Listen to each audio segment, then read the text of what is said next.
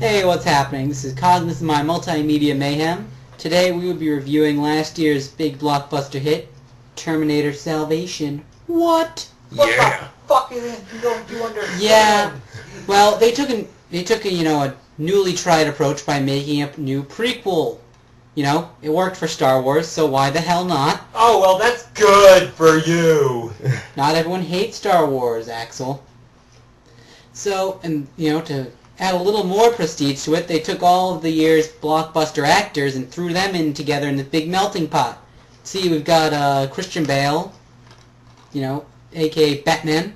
I'm Batman. We've got Sam Worthington, a.k.a. Jake Sully of Avatar.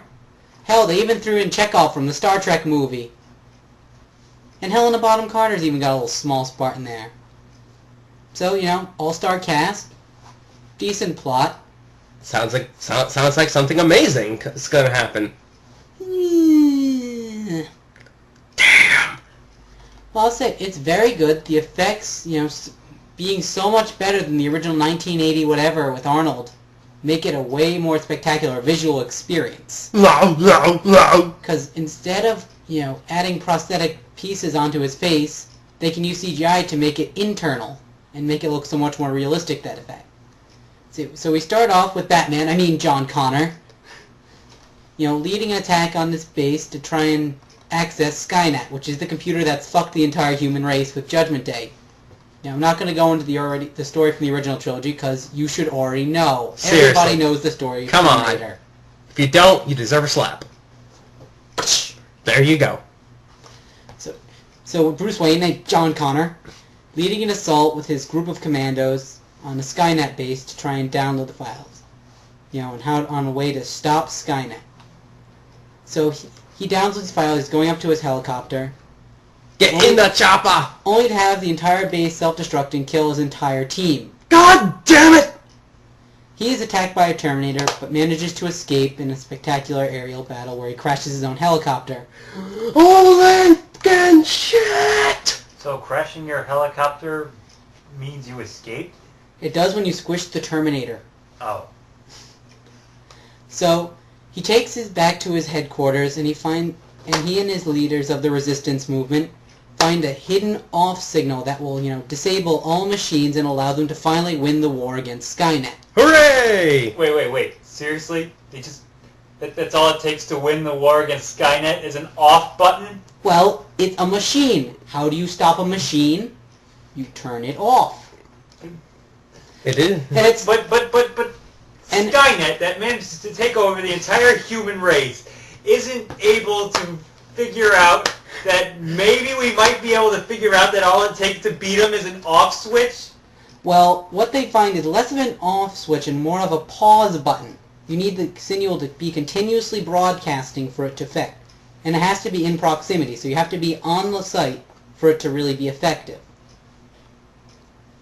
So it's not, a miracle cure, but I think it's their best hope.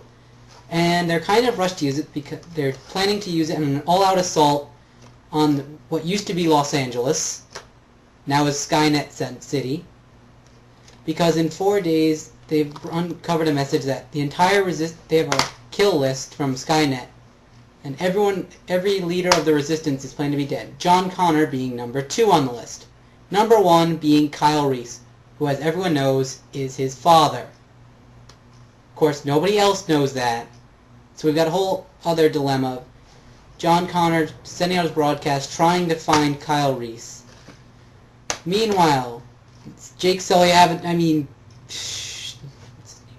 on a sec. Meanwhile, this mysterious figure of Jake Sully, Marcus Wright, digs himself out basically from his own grave with no memory of what's happened the last 15 years or so. When he was a death row inmate who volunteered his body for science, and now 15 years later he's digging himself out from underground with no memory of what's happened. Amnesia for the win! Yes. While he's searching for someone to help him figure out what the hell's going on, he runs into a Terminator, but is saved by Kyle Reese. Fuck. Played by Chekhov from Star Trek, but without the douchey accent. Wait, hold on. Don't What we already now? don't we already know that the humans win the war against Skynet? Well, that's the whole point of the movie, is Skynet trying to change the future. The future is not set. Yeah, but That is a quote from the movie. But they never succeed. And we saw in the first Terminator movie that the humans do beat Skynet. So why do we need this movie to tell us what we already know? It's leading up to them sending Kyle Reese back. This is the actual war. But we already know how it happened.